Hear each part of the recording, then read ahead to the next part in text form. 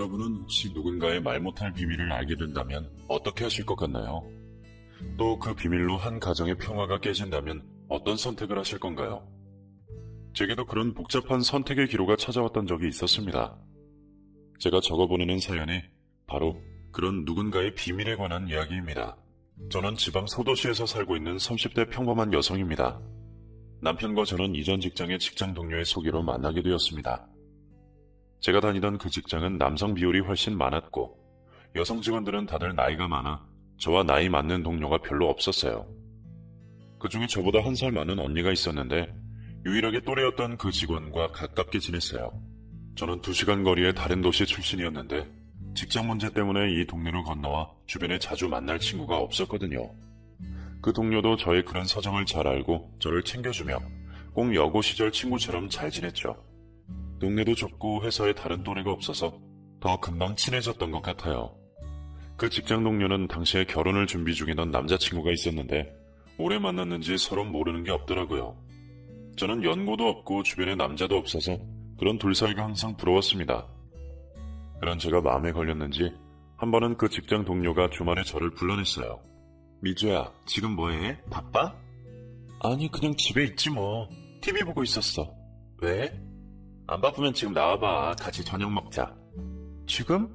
언니 남자친구랑 데이트 중인 거 아니야? 괜찮아. 남자친구도 오래. 오랜만에 밥이나 먹게. 얼른 나와. 예쁘게 하고 나와라. 알았지? 직장 동료 언니가 갑자기 주말 저녁에 고기를 사준다며 나오라기에 딱히 할 일도 없던 저는 약속 장소로 나갔죠. 동료의 남자친구도 이전에 몇 번 본 적이 있어서 그리 어색하지 않은 사이였어요. 그렇게 약속 장소에 나갔고 언니를 보고 인사를 했죠. 언니, 나왔어. 민호 씨도 오랜만이네요. 잘 지내셨어요? 그런데 그 자리에 동료 언니 커플 말고 다른 사람이 한 명 더 있더라고요. 안녕하세요. 미주 씨도 잘 지냈죠? 여기는 제 친구인데요. 지나가다가 들렸어요. 같이 식사해도 괜찮죠? 네. 안녕하세요. 저는 지우 언니 직장 동료 이미주입니다. 안녕하세요. 정준영입니다. 저 때문에 괜히 불편하신 건 아닌가 모르겠네요. 언니가 그 식사 자리에 저를 왜 불렀는지 알 것 같았어요. 그 전에도 저에게 항상 남자 소개시켜주겠다고 얘기했었거든요. 저는 가까운 사이에 소개를 받는다는 게 조금 부담스러워서 그냥 괜찮다고만 했는데 언니가 오늘은 작정을 한 건지 아예 자리를 마련했나 봐요. 언니의 남자친구 민우 씨의 오랜 친구라는 준영 씨는 저보다 3살 많은 직장인이었습니다. 옆에서는 3살 차이가 딱 좋다며 잘 어울린다고 야단이었어요. 갑작스러운 소개 자리에 저는 낯을 좀 가려서 영 말을 못하고 있었죠. 그래도 외로웠던 참에 그런 자리가 나쁘지는 않았습니다. 평소에 민우 씨가 언니에게 하는 것을 보면 참 좋아 보이고 괜찮은 사람이라고 생각했는데 그런 사람의 친구라면 그 친구도 괜찮지 않을까 생각했어요. 준영 씨는 조용하고 차분한 사람이었습니다. 언니와 남자친구가 잠시 자리를 비운 사이에 제가 용기를 내서 말을 건넸습니다. 오늘 억지로 나오신 거 아니에요? 좀 갑작스럽기는 한데 뭐 미주 씨도 피차 마찬가지 아닌가요? 네, 저도 같은 입장이네요.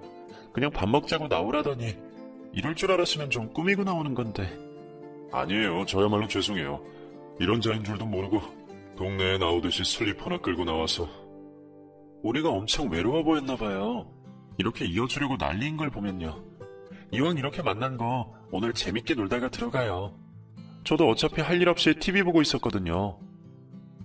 그렇게 저는 직장 동료 언니의 소개로 준영 씨를 만나게 되었습니다. 만나보니 준영 씨는 조용하던 첫인상과 달리 유머도 있고 긍정적인 사람이었어요. 또 말을 잘 못하는 제 의견을 항상 잘 살펴주며 제게 다정하고 세심하게 신경 써줬습니다. 그렇게 만나다 보니 문득 이런 사람이랑은 결혼해도 좋겠다 싶더라고요. 그렇게 저희가 연애를 하는 동안 저희를 주선한 그 커플은 드디어 결혼을 했습니다. 연애 중이던 저희 둘도 그 결혼식에 함께 참석하게 되었죠. 가까운 사람들이 결혼하는 모습을 보니 왠지 저도 빨리 결혼이 하고 싶어지더라고요. 당시 남자친구도 같은 마음이었는지 둘이 한 마음으로 그 부부를 축하해줬어요. 언니, 행복해 보인다. 너무 부럽다. 결혼해서 잘 살아? 부러우면 너도 빨리 준영씨랑 결혼해. 뭐 할 때 되면 하겠지. 아주 생각이 없는 건 아닌가 보다. 그렇게 오랜 연애 끝에 결혼한 그 부부는 결혼 후에도 연애 시절처럼 잘 지내는 듯 보였습니다. 그 모습에 저희도 자극을 받았는지 친구 부부가 결혼하고 몇 달 뒤 1년의 연애 끝에 저희는 부부가 되었습니다. 서로 커플이 결혼을 하고부터는 부부 동반 모임으로 자주 만났어요. 남편끼리는 워낙에 매주 보던 사이라 저희도 덩달아 더 가깝게 지내게 되었습니다. 직장에서도 만나고 주말에도 함께 놀러 다니다 보니 이제는 진짜 오래된 친구보다 더 가까운 사이 같았어요. 타지에서 만난 좋은 사람들 덕분에 남편도 얻게 되고 이제 이 동네가 제 고향처럼 가깝게 느껴졌어요. 언니, 아이 계획은 세웠어? 뭐 아직 신혼이잖아. 너무 서두를 거 있나? 회사 일도 그렇고 1, 2년 뒤쯤 가질까 생각해. 아이 가지면 일은 어떻게 하게? 육아휴직하고 바로 복귀할 거야? 아무래도 같은 직장에 같은 유부녀에 이래저래 비슷한 사정이다 보니 저도 이것저것 궁금하더라고요. 저는 시부모님은 아직 일을 하시고 친정 부모님도 멀리 계셔서 임신하고 아이 맡길 만한 곳이 마땅치 않아 임신 계획에 고민이 많았거든요. 글쎄, 애 아빠가 그래도 여유 있게 보니까 그냥 쉬다가 아이들 유치원 갈 쯤 되면 다시 다닐까 생각도 하고 있어. 그것도 괜찮지. 우리는 어떻게 해야 할지 모르겠어. 맞벌이 해야 여유가 생기는데 일 쉬려니 걱정이 많네. 아이 맡길 것도 없고. 그래서 당장에는 안 가지려고. 저는 맞벌이를 포기하기 힘들어서 결혼 후 당장 아이 생각은 없었는데 친구 부부는 남편이 벌이가 괜찮아서 언니가 휴직도 생각 중이더라고요. 언니 남편은 중장비 기사인데 페이가 세고 일하는 만큼 버는 편이라 많이 벌 때는 1,000만 원도 더 벌더라고요. 그에 비해 저희는 둘 다 평범한 회사원이라 둘이 열심히 벌어야 했죠. 그렇게 언니는 결혼하고 1년 정도 후에 임신을 하며 회사를 그만두었어요. 의지하던 직장 동료가 없어지니 회사 생활이 재미가 없더라고요. 그래도 언니와는 사석에서 자주 만나니 계속 가까이 지낼 수 있었습니다. 언니 남편이 가끔 며칠씩 타 지역에 일을 다녀오는 일이 잦아서 그럴 때면 언니가 저희 집에 와서 자고 가기도 하고 그랬거든요. 그렇게 언니가 드디어 출산을 했어요. 예쁜 딸이더라고요. 언니가 출산을 하고 얼마 안 되어 뒤를 이어 제가 임신을 하게 되었어요. 이상하게 속이 더부룩하다 해서 약을 먹을까 하다가 뭔가 이상한 기분이 들어서 병원에 가봤더니 임신이더라고요. 제 예정보다 조금 이르기는 했지만 그래도 너무 기뻤습니다. 어른들도 무척 좋아하셨어요. 어머, 미주야, 임신이라니. 세상에, 너무 축하한다. 근데 엄마가 옆에 없어서 어쩌니? 엄마가 주말에 내려가마? 몸 관리 잘하고 있으렴? 시댁에서도 기다리시던 임신 소식에 시어머니가 음식이며 한약이며 바리바리 싸다 주셨어요. 아가, 이게 산모한테 그렇게 좋은 거란다. 입덧에도 좋고 매일 한 포씩 꺼내 먹어라. 알았지? 감사해요, 어머니. 이렇게 챙겨주셔서. 아유, 이런 거라도 해야지. 해줄 것도 없고. 어쩌니? 사돈도 곁에 안 계시는데 나라도 잘 챙겨야지. 몸 관리 잘하거라. 무리하지 말고. 저는 임신하고도 계속 회사를 다니기로 했어요. 출산 직전에 출산휴가와 육아휴직을 쓰기로 했죠. 그렇게 배가 부를 때까지 회사를 다니고 저도 임신으로 힘들었고 언니도 육아하느라 힘들어서 그 이후로는 언니와 자주 만나지 못하게 되었어요. 언니, 아기는 잘 커? 몸이 이래서 자주 보러 가지도 못하네. 이제 몇 개월이지? 이제 5달 정도 됐어. 100일 때 보고 못 봤지? 그러게, 100일 때 보고 그 뒤로 계속 못 갔네. 아, 배가 불러올수록 힘들고 피곤해. 임신 진짜 큰일이다. 예, 그래도 품고 있을 때가 낫다. 나중에 낳고 보면 임신했을 때가 제일 편했구나 싶을 거야. 나는 요새 잠도 못 자고 힘들어 죽겠어. 언니 보고 싶다. 한번 갈까? 아유, 됐어. 여유 생기면 내가 한번 가던지. 산모는 몸조리 해야지. 일도 다니는데 힘들어서 안 돼. 맨날 보다가 못 보니까 부쩍 보고 싶더라고요. 조카도 얼마나 컸는지 많이 궁금하고요. 100일 이후로 못 봐서 더 궁금했는데 그즈음 저는 임신하고 몸이 많이 피곤해서 평일엔 출근하고 주말엔 지쳐 잠만 자는 사정이었어요. 언니도 육아가 힘든지 이래저래 못 보게 되었네요. 남편들도 서로 와이프 케어하느라 만날 시간이 없어서 그렇게 한동안 두 부부가 떨어져 지내게 되었습니다. 시간이 어쩜 그렇게 빠른지 벌써 그 집 아이 돌이 되었더라고요. 저는 그 사이 배가 많이 불러 그즈음 저도 출산을 2달 앞두고 출산 휴가를 내고 집에 있었어요. 당신 돌잔치 갈 수 있겠어? 가야지, 무슨 소리야. 아니, 요즘 계속 힘들어하니까 걱정돼서. 괜히 나갔다가 힘들면 어떡해. 잠깐인데 뭔 일 있겠어? 제가 임신 후 계속 빈혈로 힘들었거든요. 그래서 남편이 제가 외출하는 걸 많이 걱정했어요. 그래도 기다리던 언니 부부 첫 아이 돌잔치인데 제가 빠질 수 없었죠. 조카 같은 아이 얼굴도 꼭 보고 싶었고요. 그렇게 남편의 우려 속에도 저는 오랜만에 외출을 감행했습니다. 빈혈도 문제였지만 남자아이라 그런지 유난히 무게가 많이 나가 안 그래도 안 좋던 허리에 무리가 가서 걷기가 매번 힘들었어요. 그래서 정말 오랜만에 외출이었습니다. 남편의 부축을 받으며 차를 타고 돌잔치 장소로 가는데 제가 미적대서 그런지 늦을 걸 감안하고 일찍 출발했는데도 장소에 도착하니 이미 돌잔치가 시작되었더라고요. 먼저 가서 인사도 좀 하고 아이도 가까이서 보려고 했는데 늦게 도착하는 바람에 멀리 입구 쪽에 자리 잡을 수밖에 없었죠. 양쪽 다 일가 친척들이 정말 많이 모이셨더라고요. 어르신들이 얼마나 많이 계신지 일찍 갔어도 볼 새가 없었겠다 싶었습니다. 오빠, 아기 진짜 많이 컸다. 그치? 그러게. 근데 멀어서 얼굴이 잘 안 보이네. 그러게. 일찍 와서 인사하던가 했어야 됐는데 괜히 나 때문에 늦었네. 에이, 무슨 그런 소리를 해. 어쩔 수 없지 뭐. 이따 끝나고 인사하고 가야지. 근데 사람 되게 많이 왔네. 인사할 틈이 있을까? 민우가 가족이 많아. 고모만 5분이셔. 어쩐지 남편 말에 손님이 왜 그리 많은지 이해 가더라고요. 그렇게 멀리서나마 돌잔치를 지켜보고 있는데 친가 쪽 식구들인지 앞쪽 테이블에서 수군대는 소리가 들렸습니다. 근데 너무 안 닮지 않았어? 아유, 그러게. 원래 첫 딸은 아빠 닮는데 애가 아빠를 하나도 안 닮았네. 아유, 엄마 닮았나 보지. 저거 봐라. 엄마도 하나 안 닮았구만. 그런가? 그럼 누굴 닮은겨? 아유, 엄마 아빠 둘 다 쌍꺼풀도 없는데 애가 쌍꺼풀이 저럴 수 있나? 그러네. 외가에 쌍꺼풀이 있는가? 친가는 아무도 없잖여. 좀 이상타. 그렇지? 아유, 조용히요. 그럼 뭐 아빠가 따로 있다는겨? 괜히 헛소리 하지 말고. 할머님들 수근거리는 소리에 저도 아이를 자세히 보게 되더라고요. 멀기도 멀고 애가 계속 칭얼거리고 엄마 품에 있느라 제대로 얼굴을 못 봤는데 화면에 아이 사진이 쭉 지나가는 걸 보니 100일 때는 분명히 쌍꺼풀이 없었는데 언제 생겼는지 돌 사진에서는 쌍꺼풀이 엄청 짙게 있더라고요. 저도 그렇고 보통 첫 딸은 아빠를 닮는데 할머님들 말씀처럼 진짜 하나도 안 닮긴 했더라고요. 그 부부 둘 다 쌍꺼풀이 없어서 누굴 닮았나 곰곰이 생각했어요. 여보, 근데 진짜 안 닮긴 했다. 그치? 근데 누구 닮은 것 같은데? 기억이 안 나네. 그러게. 뭐 외가 쪽을 닮았나 보지. 외할머니나. 그런데 계속 누구를 닮았는지 고민하는 제 머리에 누군가 스쳐 지나갔어요.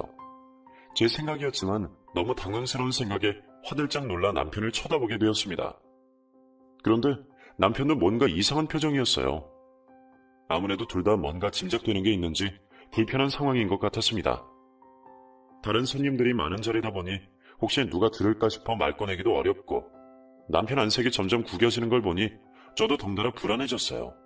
여보, 인사만 하고 얼른 가자. 나 좀 피곤하네. 그래, 나도 좀 피곤하네. 밥은 집에 가서 먹고 멀리서 인사만 하자. 둘 다 무슨 일인지 저희는 돌잔치가 너무 불편해 먼저 일어나려고 했습니다. 벌써 식사하러 가시는 손님들도 계시고 이제 슬슬 식이 마무리되는 듯 했습니다. 그래도 왔으니 멀리서 인사라도 해야 해서 식이 얼른 끝나기만을 기다렸죠. 저희는 손님들과 인사하느라 바쁜 친구 부부를 보며 간단히 인사를 건넸어요. 언니 고생했어. 애가 졸린가 봐. 자꾸 못 채네. 아유, 이럴까봐 잘 재우고 밥도 다 먹이고 했는데도 계속 이러네. 이제 낯가릴 때라 그런가? 그러게. 우리는 먼저 들어가 보려고. 왜 벌써 가게? 밥 먹고 가. 여기 맛있대. 그리고 애 깨면 얼굴도 좀 보고 가야지. 계속 못 봤잖아. 그러게. 나도 그러고 싶었는데 몸이 좀 안 좋네. 미안해 언니. 밥은 못 먹고 가겠어. 죄송해요 민우씨. 저 때문에 남편도 먼저 가야겠네요. 와주신 것만으로도 감사합니다. 임산부가 우선이죠. 얼른 들어가 보세요. 저희야 또 봐야죠. 안 그래도 돌잔치 끝나고 집들이도 해야 하는데 그때 꼭 오세요. 그래, 먼저 들어가서 미안하다. 수고하고 우리 먼저 들어갈게. 집들이 날 보자. 그래, 조심히 들어가라. 조심히 가세요, 재수씨. 저희는 서로 불편한 마음으로 발걸음을 재촉해서 돌잔치 자리를 빠져나왔습니다. 자리를 벗어나서 차로 돌아갈 때까지 서로 아무 말 하지 않았어요. 무슨 의미일지 알 것 같아서 저도 말을 더 붙이지 않았습니다. 차에 도착해서도 선뜻 말을 꺼내기 쉽지 않아 조용히 집으로 갔습니다. 남편도 무거운 표정으로 있더라고요. 남편은 뭘 알고 있는지 모르겠으나 저는 찜찜한 게 있었어요. 집에 도착해 씻고 편하게 소파에 앉았더니 남편이 그제야 입을 열었습니다. 당신은 뭐 아는 거 있어? 당신은? 당신도 걸리는 게 있구나. 당신부터 말해봐. 나는 확실하지는 않아. 저도 확실한 건 아니라 어디서부터 얘기해야 할지 모르겠더라고요. 나도 괜히 내가 지레짐작하는 거 아닌가 모르겠는데 사실 아기가 민우 씨를 하나도 안 닮았잖아. 당신이 보기에는 어때? 어릴 때 얼굴 잘 알 거 아니야. 안 닮았지. 친가 쪽 식구도 다 아는데 어머니고 아버지고 누님이고 아무도 안 닮았네. 보통 딸들은 고모랑 닮던데 그 집 식구라고는 절대 생각 못 하겠더라. 그니까. 근데 뭐 생긴 거에 애들이 커가면서 달라지기도 하고 외가 쪽 얼굴은 다 모르니까 그러려니 해도 내가 알기로는 언니 쪽 집에도 쌍꺼풀 있는 사람은 아무도 없는 걸로 알고 있는데 애가 쌍꺼풀이 너무 짙더라고. 그것도 그럴 수도 있지.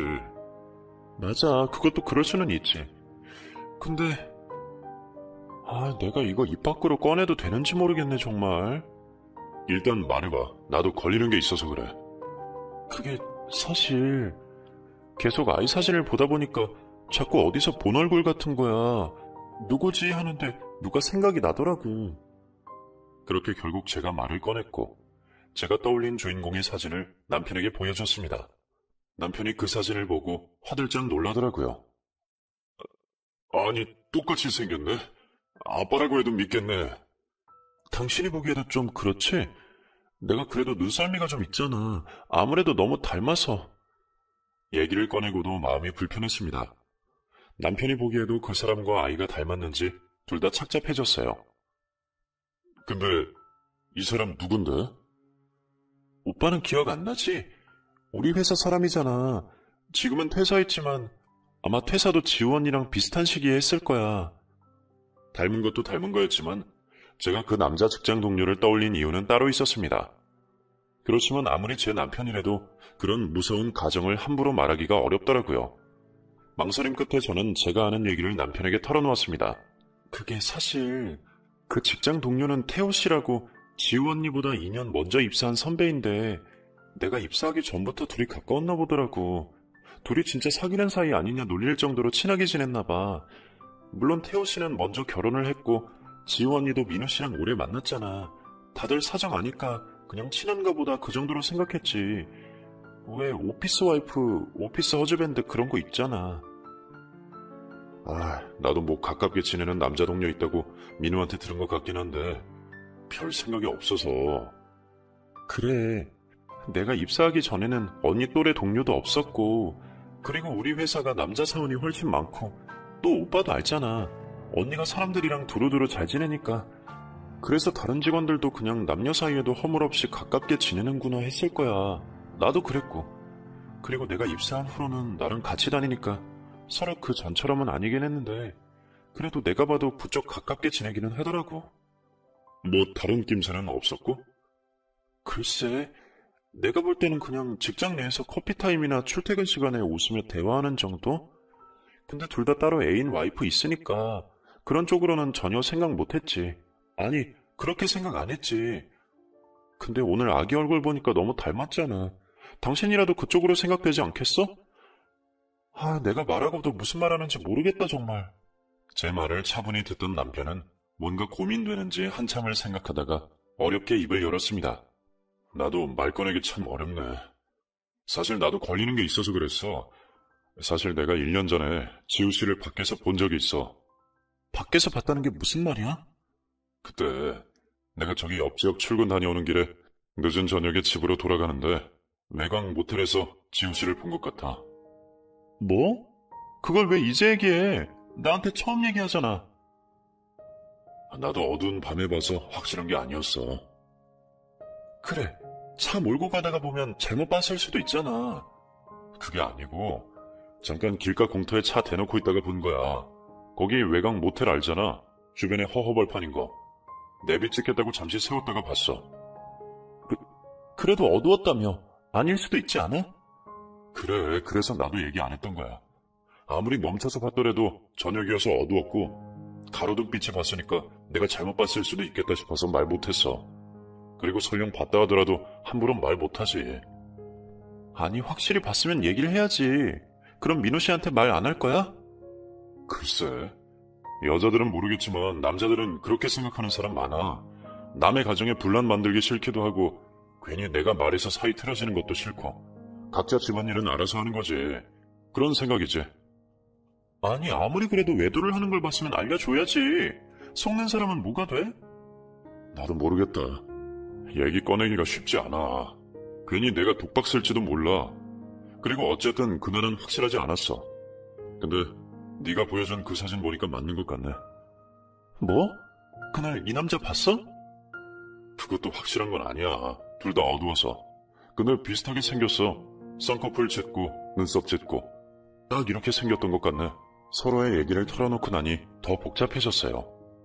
남편도 그렇고 저도 제 생각만 가지고 있을 때는 긴가민가 했는데 서로 얘기를 터놓고 보니 아구가 딱딱 맞아들어가는 느낌이었어요. 이거 진짜 뭔가 있나 싶은데 저희가 나서서 친자 확인을 할 수도 없고 설령 진짜 외도가 맞다고 하더라도 저희가 어떻게 말을 꺼내야 하나 고민이 되었습니다. 처음에는 그래도 알게 되었으면 바로 알려야지 싶다가 남편 얘기를 곰곰이 생각하니 그게 쉬운 결정이 아니더라고요. 남편도 결정을 못 내리는 눈치였습니다. 그렇게 저희 부부는 속절없이 시간만 보내고 선뜻 결정을 내리지 못하고 있었습니다. 그런데 돌잔치가 있고 보름 정도 후에 그 부부를 다시 만나야 할 일이 있었습니다. 돌잔치에서도 얘기했던 그 집 집들이가 있었거든요. 아이가 생기면서 넓은 평수로 이사를 가서 가까운 지인들만 불러 작게 집들이를 하기로 했는데 가까운 사람들만 부른다고 하니 저희가 빠지기가 참 애매했어요. 남편도 계속 불편한 내색을 하면 괜히 눈치챌까 싶다며 우선은 참석하는 게 좋겠다고 했죠. 저는 의심이 확신에 가까워지는 이 상황에 그 언니 얼굴을 웃으면서 볼 자신이 없었지만 어쩔 수 없었어요. 그렇게 결국 돌잔치에 이어 불편한 그 자리에 가게 되었습니다. 너무 불편하게 생각하지 마. 모를 때는 괜찮았잖아. 그리고 아직 모르잖아. 우리가 너무 그쪽으로 오해하는 걸 수도 있어. 편하게 있다 오자. 그건 그런데 한번 그렇게 생각하니까 자꾸 그런 쪽으로만 생각이 드네. 나도 편하게 있어볼게. 막상 가니까 다른 사람들도 있고 분위기가 왁자지껄해서 제가 불편한 내색할 틈도 없었어요. 차라리 다행이라고 생각했죠. 그리고 그냥 저희 착각일 수도 있다고 계속 되새겼어요. 남편은 고민을 잠시 잊었는지 민우 씨랑 오랜만에 회포를 풀며 잘 놀고 있더라고요. 그 모습을 보니 저도 조금 편해졌어요. 그렇게 술자리가 무르익어가며 술 못 먹는 저는 혼자 손님들 상을 보는 언니를 도왔어요. 그런데 갑자기 언니가 보이지 않더라고요. 언니를 찾아다니는데 아이 방 앞에서 언니의 목소리가 들려왔습니다. 누군가와 통화하는 듯한 목소리에 순간 저도 모르게 문 앞에서 언니를 부르지 않고 서 있었어요. 그렇게 제가 문 앞에서 듣게 된 언니의 통화 내용은 제 마음을 더 착잡하게 만들었습니다. 아무래도 저희 생각이 맞는 것 같았습니다. 언니가 전화 넘어 통화 상대와 대화하는 내용이 누가 들어도 오해할 만한 내용들이었습니다. 여보 자기 부르며 아이 없이 만나자는 약속을 잡는 언니의 대화에 저는 서둘러 자리를 피했어요. 언니는 왜 하필 그날 그런 전화를 했을까요? 진실을 회피할 수만도 없어져 버리게 만든 언니가 야속하게 느껴졌습니다. 어느 정도 다들 취했고 얼마 지나지 않아 자리가 파했어요. 더 있다 가려는 언니의 부탁에도 시간이 늦어 너무 피곤하다며 따로 있을 자리를 피했어요. 그렇게 다른 손님들이 떠날 때 저희도 함께 집을 나왔습니다. 남편과 집으로 돌아가는데 더 이상 고민을 미루면 안 될 것 같더라고요. 오빠, 아닐 수도 있다고 했잖아. 우리가 자꾸 그런 것만 봐서 그런 쪽으로 생각하는 걸 수도 있다고. 근데 아닌 것 같아. 왜 그래? 아까 무슨 일 있었어? 언니가 방에서 몰래 통화하는 걸 들었어. 그 남자인지 며칠 뒤에 애 맡기고 만나자고 통화하더라고. 그냥 친구일 수도 있잖아. 여보 자기 하는데? 그리고 전화 끊을 때 태우 씨 사랑한다고 하더라. 남편도 결국 인정하는 표정이었습니다. 머리가 참 복잡했어요. 저도 이제 곧 출산을 앞두고 있어 마음 편히 지내도 모자랄 판에 하필 이런 비밀을 알아버려서 둘 다 고민하느라 머리가 깨질 것 같았어요. 남편은 아무리 고민해도 차마 직접 말할 수는 없겠나 보더라고요. 이해 갔어요. 저희가 증거를 가지고 있는 것도 아니고 괜히 남의 부부 사이에 애가 친자가 아닌 것 같다니, 와이프가 바람을 피는 것 같다니 의심스럽다 얘기하는 게 듣는 사람 입장에서도 쉽게 받아들일 만한 이야기도 아니고 증거가 있다고 해도 꺼내기 어려울 거예요. 남편의 입장을 이해하니까 결국 제가 나서기로 결심했습니다. 아무리 생각해도 민우 씨에게 알리기보다 차라리 언니와 얘기를 해서 스스로 진실을 밝히게 하는 게 맞는 것 같다고 생각했어요. 아니면 저희가 이간질하는 꼴이 되어버리니까요. 결국 제가 언니를 따로 만나기로 했어요. 아이 잠깐 맡기고 따로 밖에서 보자는 제 연락에 언니도 조금 의아한 눈치였습니다. 그래도 기니 할 얘기가 있다고 하니 나와줬어요. 언니, 아기는 잘 맡겼어? 갑자기 따로 보자고 해서 놀랐지? 그래, 놀랐다. 무슨 일이야? 집으로 와도 될 텐데. 내가 가도 되고. 아니야, 그냥 우리 둘이 조용히 얘기하고 싶어서. 얘가 왜 이래? 무슨 일인데 이렇게 진지해? 나 무서워지려고 그러네? 언니를 앞에 두고 얘기 꺼내기가 더 힘들더라고요. 이 일을 얘기해서 저희 사이가 완전히 틀어질 수도 있을 거라 생각했거든요. 사실 그냥 모른 척하고 넘어가면 서로 편하고 말 테지만 제 뱃속에 제 아기를 봐서라도 제가 그렇게 비양심적으로 살 수는 없다고 생각했습니다. 결국 저는 어려운 이야기를 꺼냈습니다. 언니, 태호 씨랑 무슨 사이야? 뭐? 무슨 사이엔 예전 직장 동료 사이지. 언니, 나 어렵게 얘기 꺼낸 거야. 솔직하게 말해줘. 나 다 들었어. 집들이 날 언니가 아기 방에서 태호 씨랑 전화하던 거. 뭐? 너 어디까지 들은 거야? 끝까지 다 들었어. 그리고 전화만 들은 거 아니야. 언니가 1년 전쯤에 태호 씨랑 외곽 모텔에 있는 것도 봤어. 그걸 네가 어떻게 봤어? 네가 그걸 봤는데 여태 말을 안 했다고? 네가 진짜 봤다고? 사실 제가 본 건 아니지만 언니에게 진실을 듣기 위해 이렇게 말할 수밖에 없었네요. 언니는 제가 다 알고 있다니 당황스러운지 말도 없이 커피만 벌컥벌컥 마시더라고요. 언니, 나한테는 솔직하게 말할 수 있잖아. 언제부터야? 어? 너 이거 네 남편한테도 말했어? 어? 언니, 지금 그게 중요해? 언제부터 만났냐니까. 아, 말했냐니까. 너 혼자 아는 거냐고. 그래, 아직은 나 혼자 알고 있어. 근데 언니가 계속 이렇게 나오면 어떻게 될지 몰라. 그러니까 솔직하게 말해줘. 그래, 만났어. 만났는데 이제 아니야. 이번에 만나는 것도 정리하려고 만나는 거고. 네가 걱정할 일 아니야. 언니 입에서 직접 그 얘기를 들으니까 참담했습니다. 언니 설마 아기 아니지? 아기 아빠 민우 씨 맞지? 뭐? 얘가 무슨 소리를 하는 거야? 그럼 우리 애 아빠가 태호 씨라는 거야? 너 미쳤니? 내가 가만히 듣고 있으니까 내가 우스워? 언니도 의심하고 있는 거 아니야? 솔직히 아기가 태호 씨랑 너무 많이 닮았잖아. 민우 씨는 이상하다고 안 해? 너 진짜 맘 나가니? 내가 바람 폈다니까 우스워? 언니! 돌잔치 때 민우 씨 가족들이 수근거리더라. 외가친가 아무도 안 닮았다고. 그 정도면 민우 씨도 이상하게 생각 안 하겠어? 나라고 이런 얘기 꺼내는 게 좋겠어? 애초에 언니 엿먹일 거였으면 언니를 만날 게 아니고 민우 씨를 찾아갔겠지. 언니 선에서 알아서 정리하라고 이렇게 얘기하는 거 아니야. 뭐, 그럼 나보고 이혼이라도 하라는 거야? 어? 내가 뭘 어떻게 해줬으면 좋겠는데. 나야 모르지. 진실을 밝히고 용서를 구하던 이혼을 하던 언니 가정이고 언니 결정이야. 그런데 우리도 마냥 모르는 척 할 수는 없잖아. 제발 아이 생각하고 민우 씨 생각하면 언니가 잘 결정해. 나중에 다른 데서 알게 되면 그때는 진짜 돌이킬 수 없는 거야. 언니도 알잖아. 언니는 더 화를 내려다 말고 자리를 박차고 일어나 나갔습니다. 남의 입에서, 그것도 가까웠던 사이에 이런 얘기를 듣게 되니 당황스럽고 화도 나겠죠. 그래도 저는 후회하지 않았습니다. 정말 나중에 터지면 그때는 아이에게도 상처이고 모두 돌이킬 수 없을 거예요. 결국 그날 집으로 돌아와 남편에게 상황을 전했고 남편도 잘했다고 말했어요. 자기 입으로 차마 말하지 못한 걸 제가 용기 내줬다고 고맙다고 하더라고요.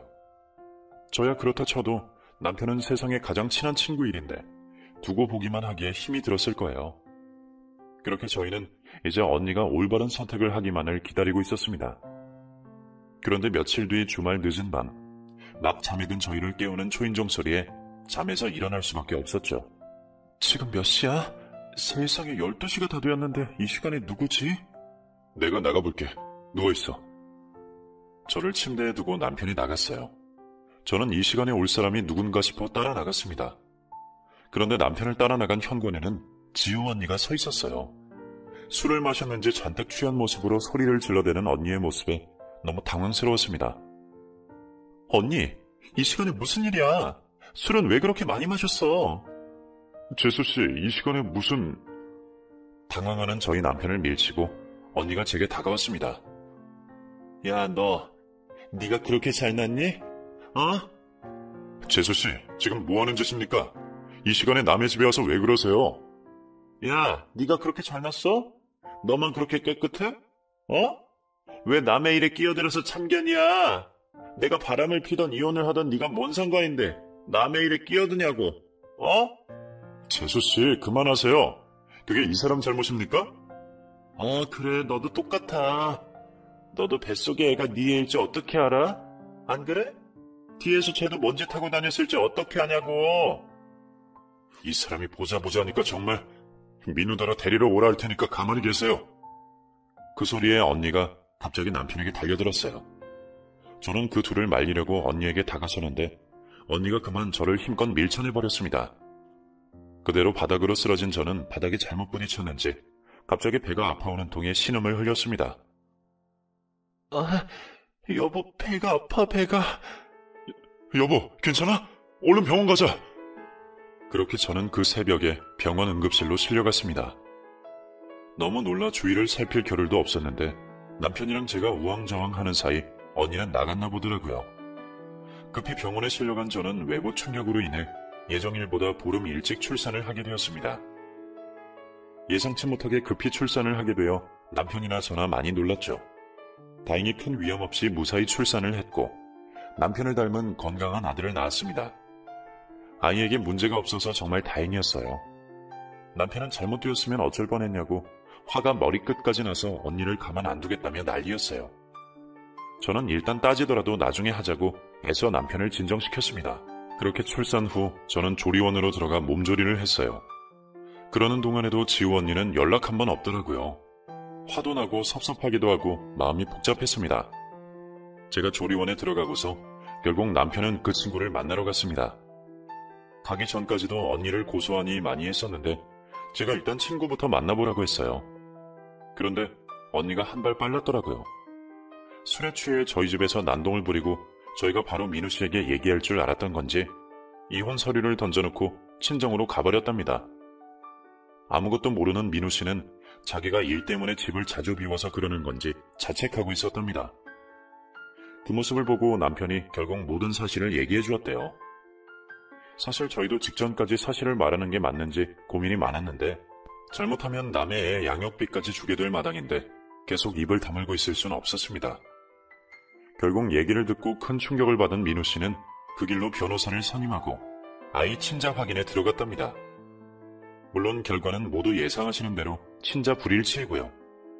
결국 저희 예상이 맞았네요. 배신감에 상처받은 민우 씨는 변호사를 통해 그 상간남 집에도 모든 사실을 밝혔답니다.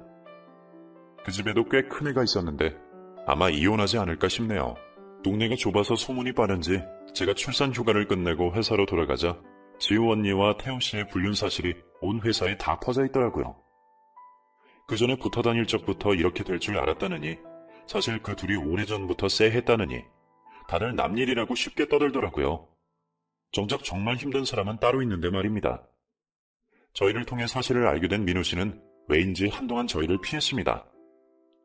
이혼을 준비하는 과정에서 남편이 힘이 되어주고 싶어 했지만 계속 연락을 피하더라고요. 남편도 그 마음을 짐작했는지 묵묵히 기다렸고요. 저는 결국 이 일로 오래된 친구 사이가 틀어지는 건가 싶었어요. 그런데 이혼 정리가 끝나고 얼마 뒤 민우 씨로부터 연락이 왔습니다. 준영아, 그동안 연락 못해서 미안하다. 아니야 임마, 네가 힘들었지 뭐. 일은 잘 끝난 거냐? 뭐, 그렇지. 그쪽에서 위자료 받고 그걸로 변호사비 내고 집 살 때 낸 빚 정리하고. 나도 고민 많이 했다. 진작 말했어야 됐나 싶다가도 말을 하는 게 맞았나 싶기도 하고 나도 복잡했어. 알아. 나 같아도 쉽게 말 못할 거야. 그래도 알 건 알아야지. 나도 처음에는 당황스러워서 고맙다고 못했는데 고맙다. 너 아니었으면 어떻게 됐을지 모르겠다. 안 그래도 민우 씨 가족들이 애가 너무 안 닮았다고 진작에 말이 나왔었나 보더라고요. 둘이 워낙 오래 만났던 사이라 민우 씨는 와이프를 끝까지 믿고 싶었나 봅니다. 그래도 결국 진실을 마주하고 더 늦기 전에 바로잡을 수 있어서 다행이었다고 했습니다. 그 말에 저희도 한시름 놓았네요. 다행히 남편과 민우 씨는 이전보다 더 가까이 잘 지내고 있고 지우 언니 소식은 그 뒤로 완전히 끊겼습니다. 혼자 애 키울 거 생각을 하면 저도 같은 엄마 입장에서 짠하다가도 그렇게 남 속이고 여러 사람 힘들게 한 것을 생각하면 자업자득이다 싶기도 하네요.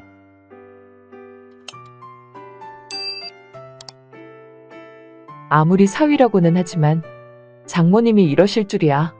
허리가 아파서 그러니 최서방이 또 한 번 해줘야 되지 않겠나?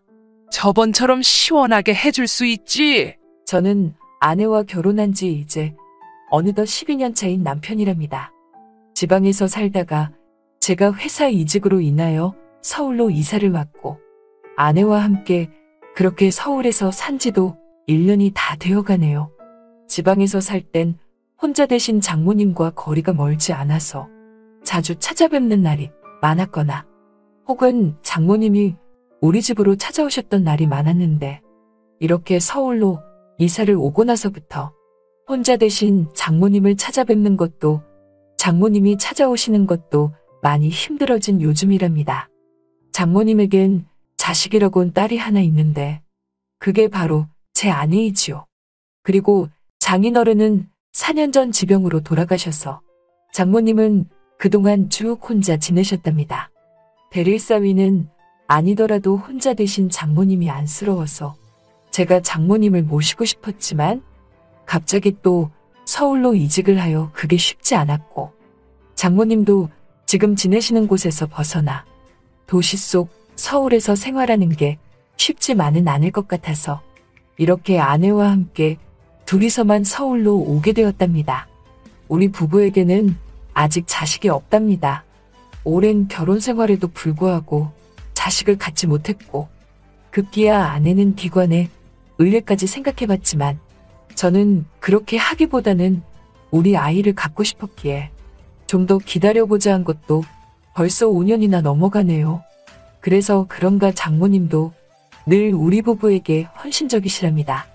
빨리 애가 들어서야 하는데 걱정이라며 언제나 아내는 물론 저까지 챙기시며 지극정성이신 거죠. 애 잘 들어서는 보약은 기본이고 어렵게 구한 거라며 저만 먹어야 한다면서 다양한 약초 등 별의별 것들을 다 가져다 주셨지만 역시나 우리 부부에겐 삼신할매가 다녀가지 않는 것이 못내 야속하기만 하네요. 이렇듯 자식 하나 없이 아내와 전 서울에서 1년 가까이 생활하고 있었는데 어느 날 회식이 있었습니다.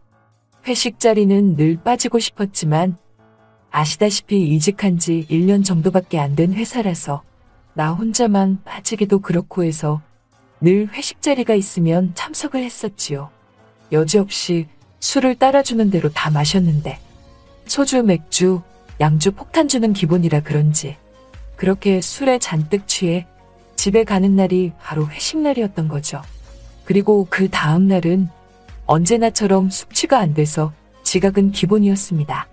이렇게까지 술을 마셔야 하는 회식이 싫었지만 그날도 하는 수 없이 회식이 잡힌 터라 영락없이 끌려다니며 억지로 술을 마시게 되었답니다.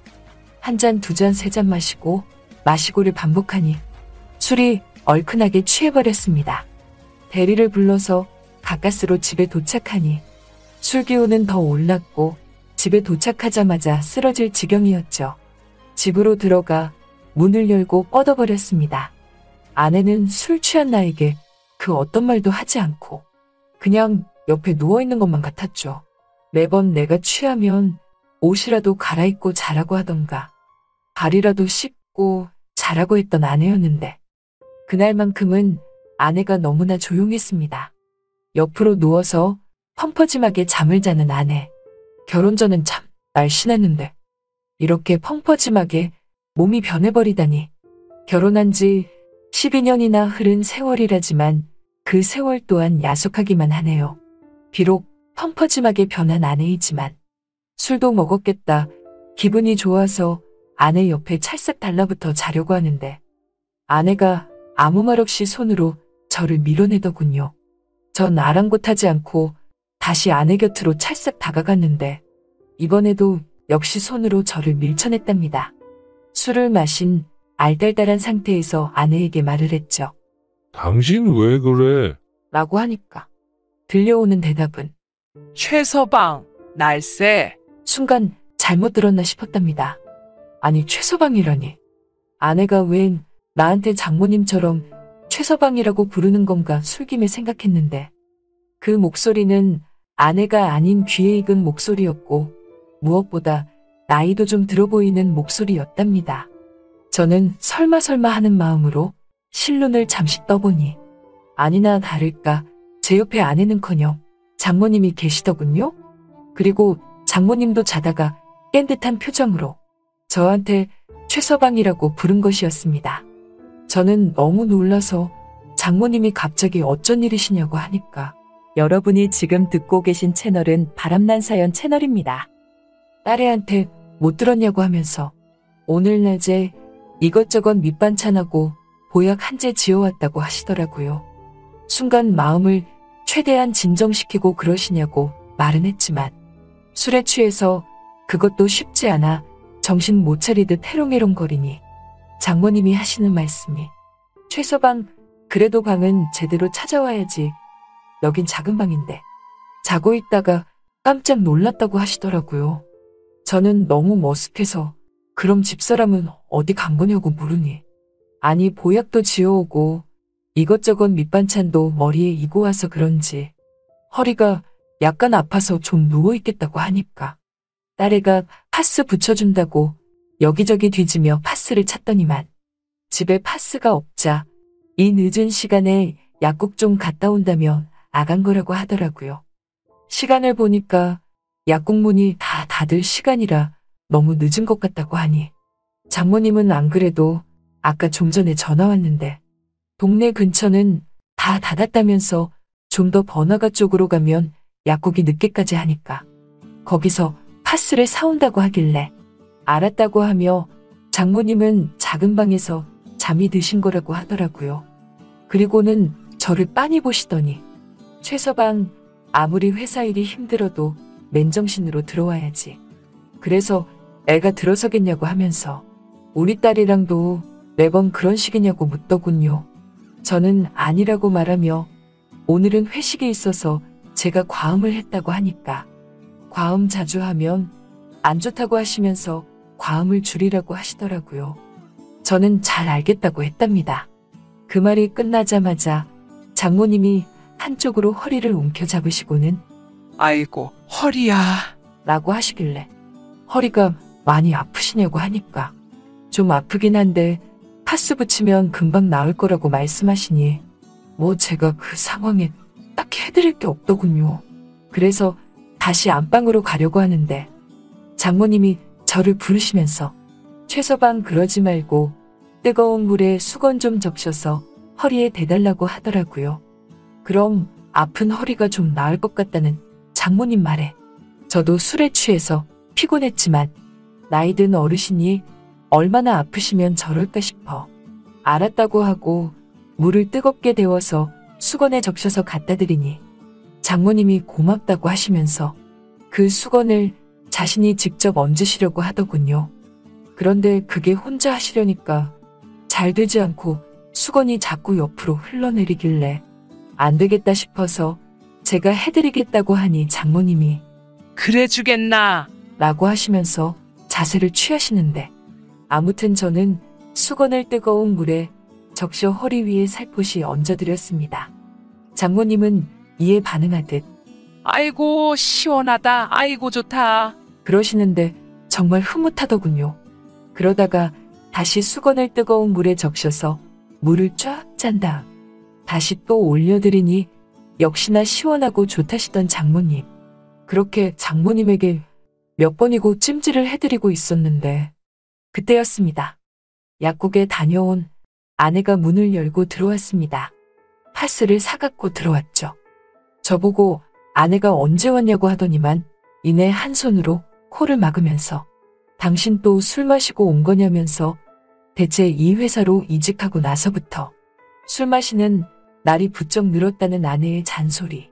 술도 잘 못하는 사람이 왜 이렇게 매번 술 마시냐고 핀잔을 주니 허리를 드러내며 온찜질을 하고 계시던 장모님이 제 편을 들어주시며 너는 왜 이렇게 남편을 잡아먹으려고 하냐면서 그래도 집안의 가장인데 그럼 못 쓴다고 하며 남편 길을 살려줘야 애도 잘 선다고 하시더군요.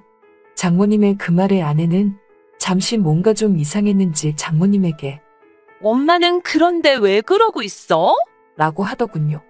저와 단둘이 계시던 장모님이 허리를 보이며 수건찜질을 하고 있던 게 영 이상하게 보였던 모양입니다.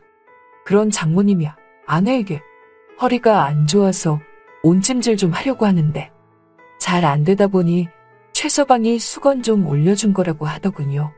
그러면서 장모님은 아내에게 넌 그럼 내가 최서방이랑 무슨 딴짓이라도 한다는 식으로 말하는 거냐면서 약간 어이없다는 말로 아내에게 말하니 아내가 입을 뾰루퉁거리며 파스 붙여준다고 하며 사온 파스를 뜯더군요. 그러면서 저한테 당신 빨리 씻고 자라고 하길래 전 알았다고 하며 장모님에게 인사를 했고 안방으로 가서 잠자리에 들었습니다. 그 다음날 일어나 보니 아내는 온데간데 없고 장모님만 주방에서 왔다 갔다 하시더군요. 그래서 제가 장모님에게 집사람이 안 보인다고 하니 콩나물이 없어서 사러 갔다며 자네 해장해 주려고 콩나물 좀 사오라고 시켰다고 하시더라고요. 아, 그러시냐고 말한 후 이제 씻으려고 하는데 장모님이 제게 하는 말이 그러지 않아도 우리 최서방 때문에 자기 아픈 허리 다 나은 것 같다며 자고로 남편 없으면 몸이 아파도 고생인데 어제는 정말 죽은 남편 대신해서 최서방이 지극정성으로 허리에 온찜질을 해줘서 너무나 고마웠다며 제 손을 꼭 잡으시더라고요. 참 머쓱했습니다. 그러면서 보약 한 재를 제게 전해주시며 이거 먹으면 애 금방 들어서니까 딸애랑 잘해보라고 하시면서 자기는 콩나물국 끓여놓고 갈 테니 출근 잘하라며 다음에 또 오신다고 하셨답니다. 그런 장모님을 보더라도 빨리 첫애가 생겨야 하는데 그게 참 마음처럼 쉽지가 않네요. 그렇게 장모님이 가시고 한 달 뒤 장모님이 또 오셨는데 퇴근 후 집에 돌아온 절 보고 오늘은 술 안 마시고 왔냐면서 안 마시고 왔으니 오늘은 자기랑 한잔하자고 하시더라고요. 딸애는 자고 있으니 신경 쓰지 말고 둘이서 한잔하자고 하길래 뭔지 모르게 아내에게 들키면 안 될 것 같은 이 느낌은 뭔지 그렇게 장모님과 부엌에서 살금살금 조용조용 남 모르게 주거니 받거니 한잔하고 있었는데 글쎄 어느새 잠에서 깬 아내가 부엌으로 오더니만 자기 빼고 단둘이 여기서 뭐 하는 거냐고 묻지 않겠어요? 그 말에 장모님은 그냥 최서방이랑 오붓하게 술 한잔 하려고 하는데 뭐 잘못됐냐고 말하니 아내가 이번에도 역시 입을 뾰루퉁거리며 다시 자러 들어갔습니다. 장모님이 우리 집에 오시는 날에는 대부분 이런 패턴이 계속되고 있네요. 어찌하다 보니 저는 장모님과 단둘이 있는 시간들이 좀 있었고 그걸 본 아내는 뭔지 모르게 저와 장모님 사이를 질투하듯 이상하게 보는 것 같습니다. 그러다 보니 장모님과 단둘이 있을 땐 왜 이렇게 아내 눈치가 살짝 보이던지 장모님도 그런 아내를 의식이라도 하신 듯 아내에게 한 소리씩 하시는데 참 알다가도 모를 서로만의 감정인 것 같네요. 그때였습니다. 아내는 시장에 갔고 장모님과 단둘이 있게 되었는데 작은 방에서 장모님이 부르는 소리가 들리더군요. 그래서 문을 열고 들어가니 허리가 아파서 그러니 최서방이 또 한번 해줘야 되지 않겠나? 저번처럼 시원하게 해줄 수 있지? 그렇게 또 지극정성으로 온찜질을 해드렸네요. 모쪼록 장모님이 건강하게 오래오래 장수하셨으면 좋겠습니다. 나이 들면 건강이 최고니까요. 잘 들으셨나요? 오래전부터 늘 들어왔던 말이 있었어요. 저는 많은 남자를 만나게 될 팔자라는 것이었죠. 그리고 내가 진정한 결혼 생활을 하게 된다면 그건 5번의 남자를 거쳐야 한다고 들었답니다. 저는 그 말이 그냥 미신 같고 그런 걸 믿지 않은 성격이라서 별 기대하지 않고 인생을 살아왔지만 지금 생각해보면 많은 남자들이 제 곁을 지나갔던 것 같아요. 하지만 오랜 풍파 속에서 사랑 때문에 속고 사랑 때문에 울고 모든 게 내 맘 같지 않은 이 세상 속에서 오로지 제 기억 속에 아직도 남아있는 사람은 바로 첫사랑이었어요. 그 이름 바로 김상준. 저랑 20대 초반 시절에 불같이 사랑을 나눴는데 생각해보면 저를 만족스럽게 사랑해준 남자도 바로 제 첫사랑뿐이었던 것 같아요. 이제 50대 중반의 나이에 30년이 지난 세월 속에서 제 첫사랑이 어떻게 변했는지 너무나 궁금했답니다. 그래서 전 제 첫사랑을 찾고 싶었어요. 지금쯤 한 집안의 가장으로서 남편과 아버지로 변해 있을 첫사랑이었지만 그런 첫사랑이 너무나 보고 싶은 거예요. 왠지 제 첫사랑은 그래도 저를 아직도 생각하고 있다는 착각이 들었으니까요. 지금의 나처럼 말이죠.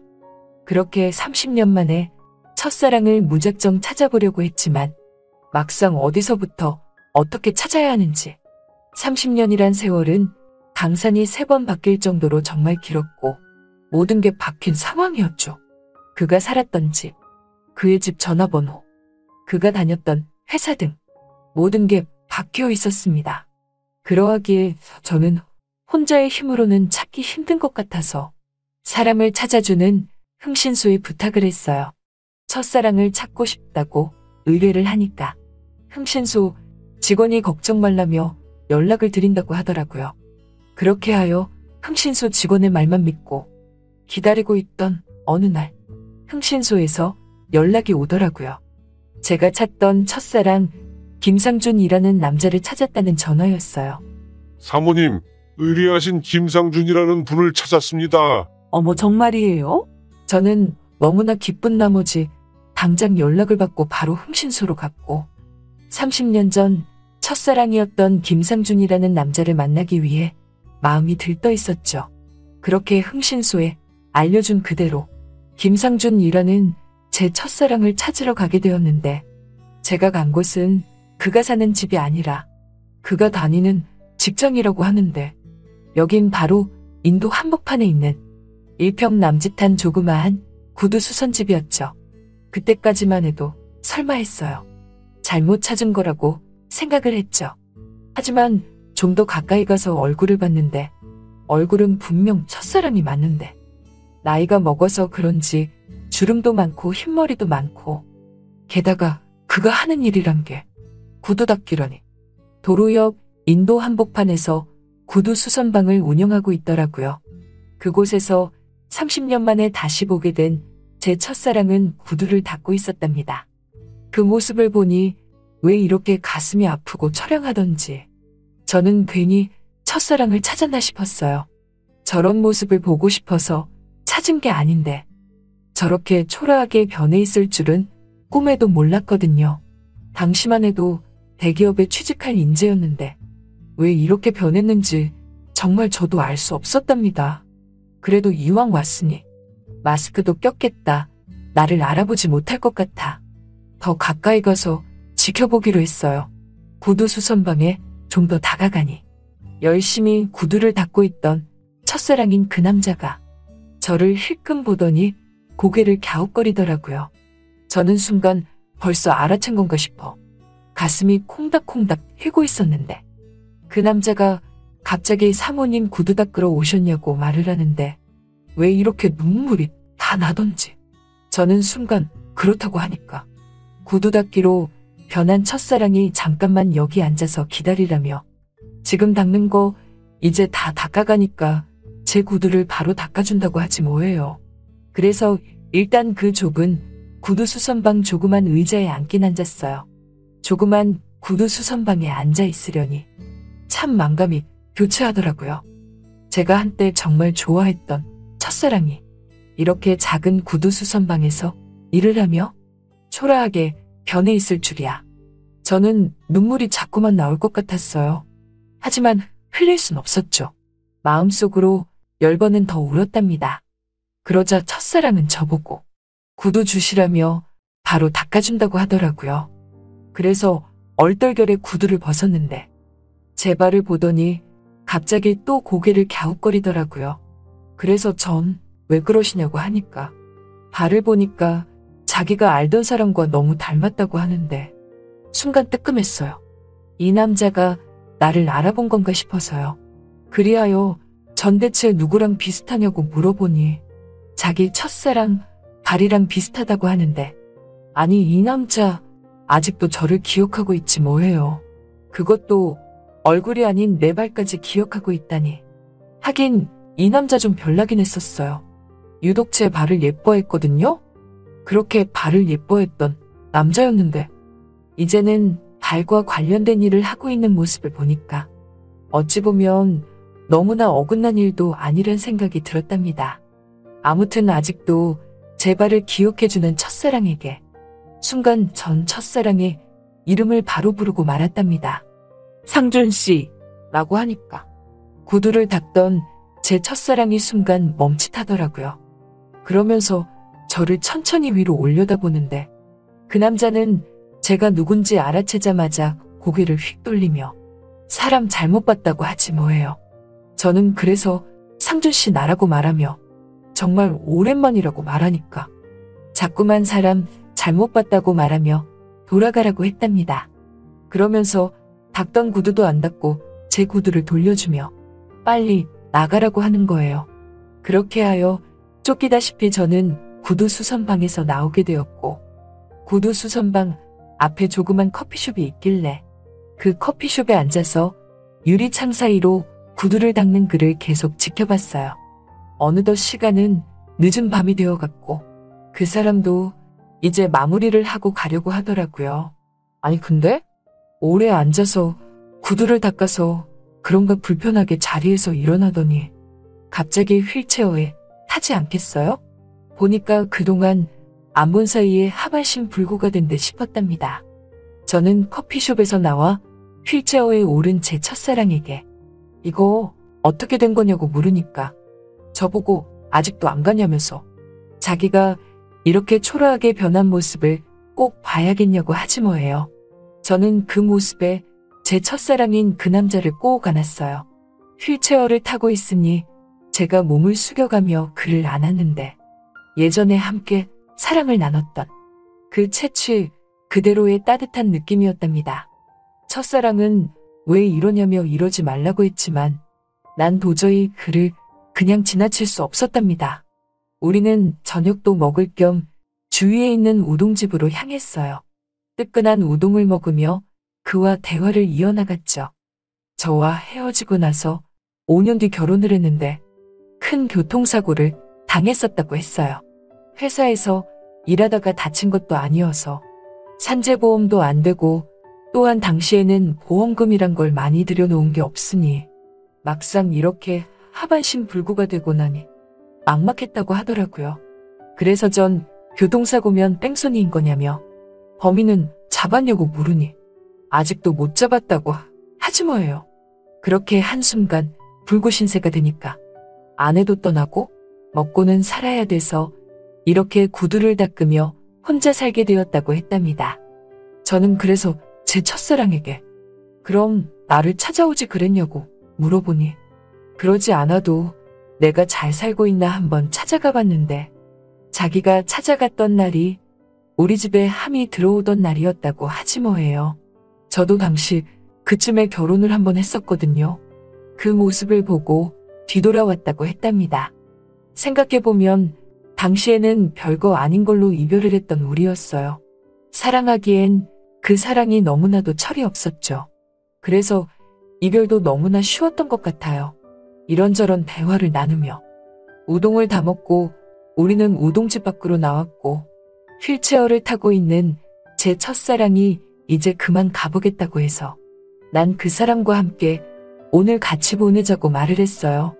그러자 갑자기 제 첫사랑이 냉정하게 고개를 휙 돌리며 남자 구실도 제대로 못하는 다늙은 자기가 뭐가 좋아서 찾아왔냐고 하는데 왜 또 그 순간 눈물이 나오려고 하는지 저는 걱정 말라며 내가 다 알아서 한다고 하니까 그래도 첫사랑은 예전에 나를 알아서 그런지 이런 말 하는 저를 나름 의지하며 믿는 눈치더군요. 그 뒤 제 첫사랑도 저보고 하는 말이 30년이라는 세월이 지나서 그런지 많이 늙었다고 하네요. 저도 이혼만 2번 하고 결혼까지 갈 뻔한 남자가 1명이나 있었고 정말 첫사랑과 헤어지고 나서 3명의 남자가 저한테 왔던 것 같아요. 그런데 또 생각해보니 첫사랑을 지금 다시 만난 게 바로 앞서 말했던 운명적인 5번째 남자가 아닌가 하는 생각이 든답니다. 5번의 남자를 거쳐야 진정한 사랑을 찾고 진정한 결혼 생활도 할 수 있다는 얘기가 왜 이렇게 현실로 다가오는지 저는 비록 불구가 된 이 남자가 왠지 제 인생에서 처음이자 마지막을 장식해줄 남자라는 생각이 딱 들었어요. 우리는 그날로 함께하고 말았답니다. 여러분이 지금 듣고 계신 채널은 바람난 사연 채널입니다. 그 다음 날이 되니까 우리는 30년이라는 세월이 무색한 듯 서로 좀 더 편해지고 가까워지는 사이가 되었어요. 하반신 불굴하지만 그래도 사랑 하나만큼은 최고였던 이 남자. 그래서 그런가 제가 첫사랑을 잊지 못한 이유가 바로 그 이유였던 것 같아요. 아직도 저를 대하는 손길 하나까지 저를 너무나 만족스럽게 하거든요. 이렇게 구두 닦기로 변신한 제 첫사랑과 저는 재혼을 하게 되었어요. 그리고 저는 구두 닦기로 일을 하는 남편에게 밥을 해서 점심시간마다 갖다 주고 남편이 퇴근을 할 때면 시간 맞춰 차를 가지고 남편을 픽업하러 나간답니다. 5번째 남자가 제 첫사랑이었다니. 사랑은 역시 돌고 도나 봐요. 다 늙어서 첫사랑과 다시 연결될 줄은 꿈에도 몰랐거든요. 비록 하반신 불굴하지만 우리는 너무나 행복한 부부 생활을 이어나가고 있답니다. 남편은 정말 저를 기분 좋게 해주거든요. 앞으로도 마냥 행복할 것만 같아요. 그런데 이 행복이 언제까지 진행될지 아직 미지수네요.